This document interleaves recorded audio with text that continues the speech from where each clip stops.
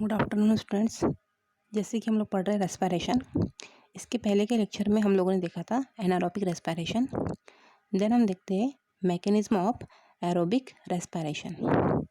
Respiration की जो material है वो क्या करते हैं, ब्रेकडाउन से ऑक्सीजन की प्रेजेंस में कार्बन डाइऑक्साइड एंड वाटर में जो प्रोसेस होती है ना, उसे क्या कहते हैं, एनारोबिक रेस्पिरेशन कहते हैं। मतलब जो रेस्पिरेटरी मटेरियल्स होते हैं वो क्या करते हैं, ऑक्सीजन की उपस्थिति में कार्बन डाइऑक्साइड प्लस जल में जो रिएक्शन होती है ना, उसे कहते हैं एनारोबिक रेस्पिरेशन। जो एनारोबिक रेस्पिरेशन होती है वो ऑक्सीजन की प्रेजेंस में होती है। यदि रेस्पिरेटरी मटेरियल ग्लूकोज है तो उसमें कुछ स्टेज होती है जो हम देखेंगे वन बाय वन। फर्स्ट है ए, क्या लिखा है, glycolytic breakdown of glucose to pyruvic acid.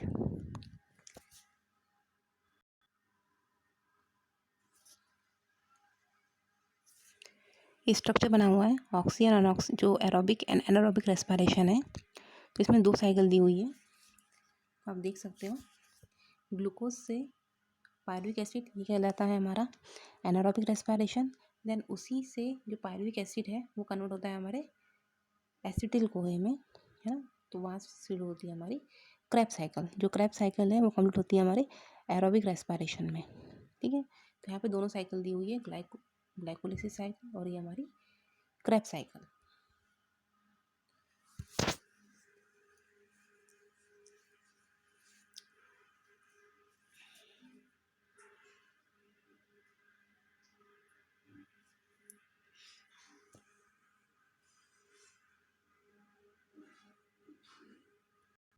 तो फर्स्ट था हमारा ग्लूकोज का पायरुविक एसिड में ग्लाइकोलाइटिक भंजन, या फिर इसको कहते हैं glycolytic breakdown of glucose to pyruvic acid. यह क्रिया एरोबिक एंड एनारोबिक रेस्पिरेशन में कैसी होती है, समान होती है। ग्लाइकोलिसिस में उत्पन्न पायरुविक एसिड का ऑक्सीडेशन, है ना, ब्रेकडाउन ऑक्सीजन की प्रेजेंस में होता है, जिससे क्या बनता है, कार्बन डाइऑक्साइड प्लस वाटर बनता है। तो ये कहलाता है हमारा glycolytic breakdown of glucose to pyruvic acid. Glycolytic breakdown होता है जिससे ग्लूकोज से क्या बनता है, पायरुविक एसिड बनता है। जैसे कि स्ट्रक्चर में देख सकते हो, यहाँ पे ग्लूकोज है, ग्लूकोज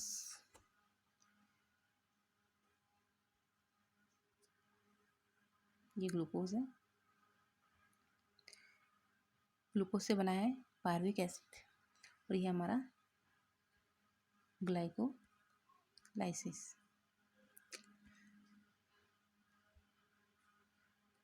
ठीक है, तो ये हमारा ग्लाइकोलिटिक ब्रेकडाउन हुआ है glucose to pyruvic acid.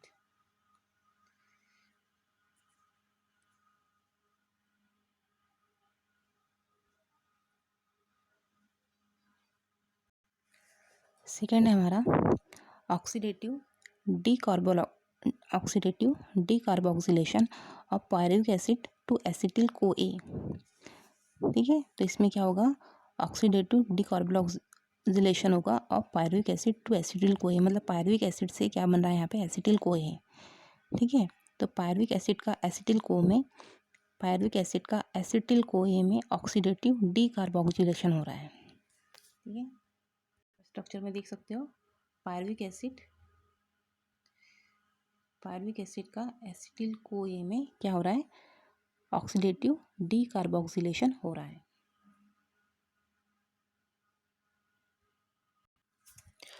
Pyruvic acid mitochondria की मैट्रिक्स में प्रवेश करते हैं।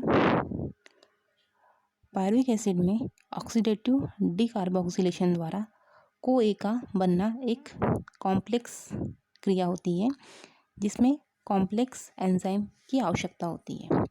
कॉम्प्लेक्स एंजाइम में 3 पायरुविक अम्ल decarboxylation, dihydrolipoic transacetylase and dihydrolipoyl dehydrogenase enzyme भाग लेते हैं। इसके अतिरिक्त इसमें 6 कोफैक्टर जैसे कि magnesium ion, thiamine, pyrophosphates and lipoic अम्ल भी इसमें इन्वॉल्व होता है, जैसे कि हम रिएक्शन में देखते हैं। देख सकते हो इस स्ट्रक्चर में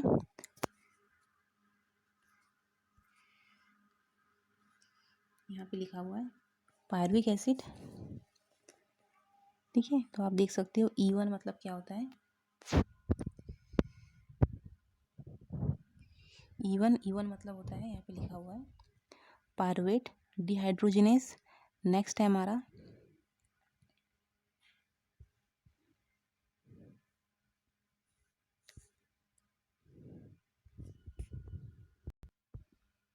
नेक्स्ट है D1 का मतलब होता है डाईहाइड्रोलिपोयल ट्रांस एसिटाइलेज। नेक्स्ट है हमारा E3, ये दिया है वहाँ पे, ये E2 है, ये E3 है। E3 का मीनिंग होता है डाईहाइड्रोलिपोयल डिहाइड्रोजिनेस। नेक्स्ट है हमारा TTP, तो TTP मतलब होता है थायमिन पायरोफॉस्फेट। नेक्स्ट होता है हमारा एस बॉन्ड एस, ये होता है हमारा ऑक्सीकृत लिपोलिक अम्ल। ठीक है, तो इस प्रकार क्या होता है इसमें पायरुविक एसिड किसमें कन्वर्ट होता है, एसिटिल कोए में एज अ डीऑक्सीडेटिव डीकार्बोक्सिलेशन के थ्रू। हम रिएक्शन के थ्रू देखते हैं कैसे कन्वर्ट होता है।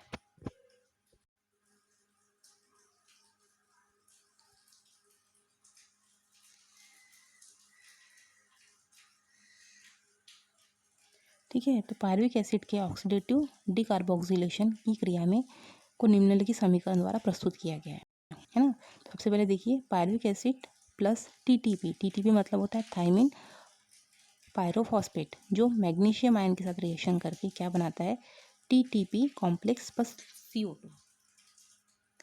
ठीक है, नेक्स्ट हमारा TPP complex plus lipoic acid, या फिर इसको क्या बोलते हैं लिपोयल एसिड या लिपोइक एसिड ऑक्सीडाइज फॉर्म में होता है, जो रिएक्शन करके क्या बनाता है, acetyl lipoyl acid complex plus TTP। Next है acetyl lipoyl acid plus CoA complex, reaction करके क्या बनाता है, acetyl CoA plus lipoyl acid. ये किस फॉर्म में है, रिड्यूस फॉर्म में।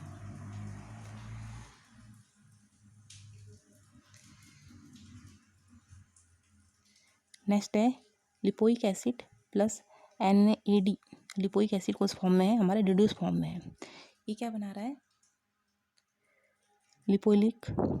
लिपोइल एसिड जो ऑक्सीडाइज फॉर्म में है प्लस NaDH2। यहाँ पे NaDH2 जो है एक प्रकार का कोफैक्टर है।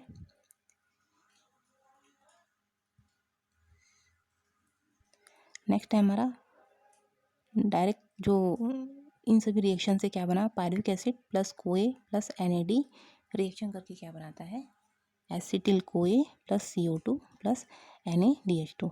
इस प्रकार पायरुविक एसिड ने क्या बनाया, एसिटिल कोए बनाया। ठीक है,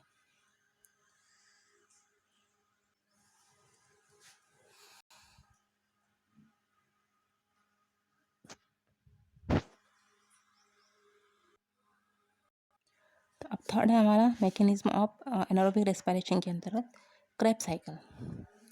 ठीक है, तो जो क्रेब्स साइकिल है ना, इसे TCA साइकिल भी कहते हैं।